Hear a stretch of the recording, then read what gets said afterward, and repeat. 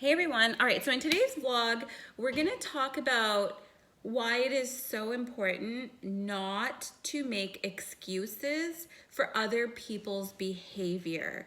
So if you're in a scenario or in a situation or in an experience with somebody where what they did just makes you irk a little bit, you kind of think to yourself, oh, you know, but then what you'll do maybe is follow it up with an excuse for that person. The excuse can be like, oh, they're tired, or they had a hard day at work. You will begin to comfort yourself, self-soothe by lying to yourself, making yourself believe that their behavior, which made you feel shitty, is because of something that may not even be true. Maybe they're not tired. Maybe they didn't have a hard day at work. Maybe the way this person is treating you is innate in them. And because they've gotten away with this behavior for so long, it's an expectation for you to accept their behavior. And the way you accept it is by being subservient, and you start making up excuses for poor behavior. This is how people self-sabotage. This is how people stay in relationships for way too long. It's because we begin to build up this story in our mind about, let's say it's a relationship, okay? It's a boyfriend, a husband, whatever. We begin to build up this story in our mind of how a relationship should be. So we're always trying to chase that story. So that story is up here and your relationship may be down here, but because you've built this story up for so long, what you do, because now you're looking up to this big story of how you want your relationship to go, but when your partner isn't giving you that, you begin to make excuses in between, which keeps you, the excuses keep you heavy. The excuses give the other person power because you're not calling them out on their behavior. Therefore, the excuses in between here weigh down the person, and it keeps them right here because they don't see what you want or what your expectations are, because they're okay. You've made up the excuses and you have done this in your own mind, and you may see this person, and that's why, you know that phrase, love is blind? That's what that means. Or wearing rose-colored glasses, that's what that means. So when you put yourself in these scenarios for a year, 2 years, 3 years, you really do believe that this person isn't what they do to you, because you've created in your mind a story for them of the reason why they treat you this way. So when they, and this creates monsters, right? So when they don't have to be accountable for the way that they're treating you, this gives them power. Therefore, if they can take, then what does a taker do? They want to take more. And they will if they can get away with it. If you're letting them get away with this behavior, they're going to continue to take more. So then what happens is, because this fantasy is still here, this space now becomes confusion. Now it's like, okay, I'm doing more than ever in this relationship. I feel like crap and I don't know why. Confusion. And the reason you don't know why is because you have truthfully made up excuses for this person so many times that you're believing a lie, that you are believing your own excuses. You started them because you were self-soothing. Because it feels shitty when someone says they're going to be home at like 6 and then they don't get home till like 30 and then they say they were at work, whatever the situation may be. I don't know.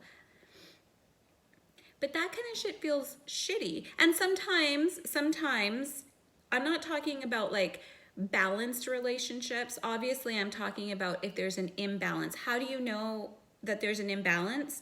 You're feeling really crappy more than 3 times a week. I would say that's imbalanced.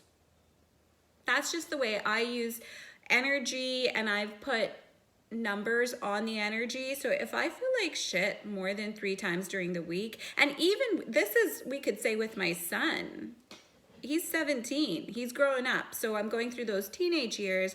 And if I'm feeling imbalanced, even in that relationship, then I have a conversation. I'm not going to make the excuse of, oh, okay, he's hormonal. Oh, okay, he's just come home from work. No. I usually will call him out and just say, you know, what you're doing is not nice. It's making me feel like this. This behavior is not acceptable. But remember, he's my child, so I can talk to him like this, right? So when you begin to recognize that maybe you're making excuses for people and the excuses don't feel good to you anymore and you want to grow out of it, the first thing to do is find a new way to self-soothe yourself. So don't make any more excuses for these people. And this is internal growth. This is like something that you're gonna have to self-soothe yourself out of so that you can find other self-soothing ways to deal with whatever is happening. I mean, this could be happening with a parent, a mom, dad, a sibling, friends, with whomever.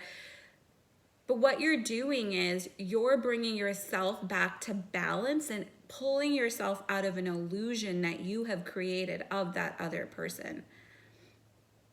And then what happens is you will begin to see their behavior and how often it really happens. If you're just feeling 3 times a week, you're starting to realize, I don't like the way I feel, then you start finding other self-soothing mechanisms that increase your vibration. You will notice their lower vibration is way more than 3 times a week. You will begin to notice that.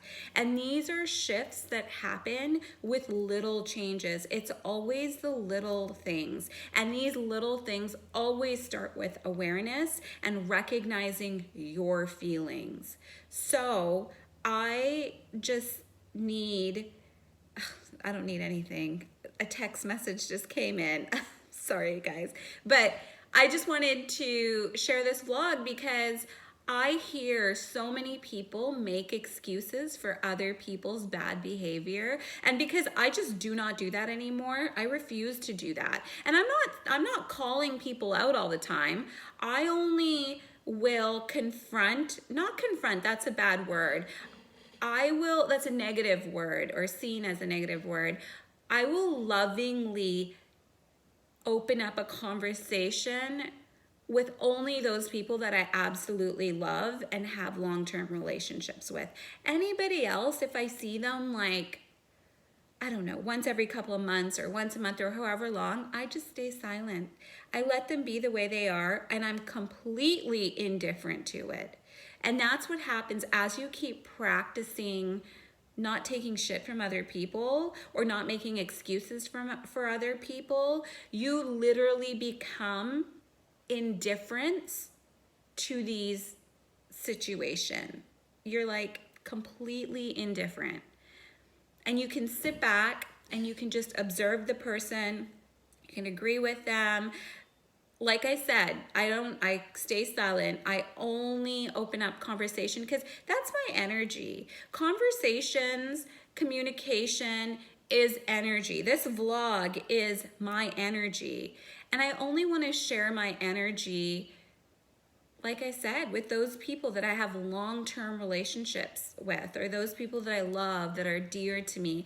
Everybody else, I'm kind of indifferent to. And when I do share this, if these people in my life that are close to me just don't see it or don't change or take offense to it, then I begin to see I don't emotionally attach to that anymore. I literally begin to become indifferent, because now I know I've shared, and if nothing's happening, then I'm not going to hate them, I'm not going to love them, I'm just going to be indifferent. And then I allow the indifference between that other person and I to guide me with faith to move forward on whatever it is that is like next in my life. Sometimes it's a sharp pivot. I just feel done. The indifference is like, I'm done. Sometimes it's a really slow, guided path that I walk down, which usually leads to more separation between myself and the other person. I hope that helps somebody. I love you guys. Bye.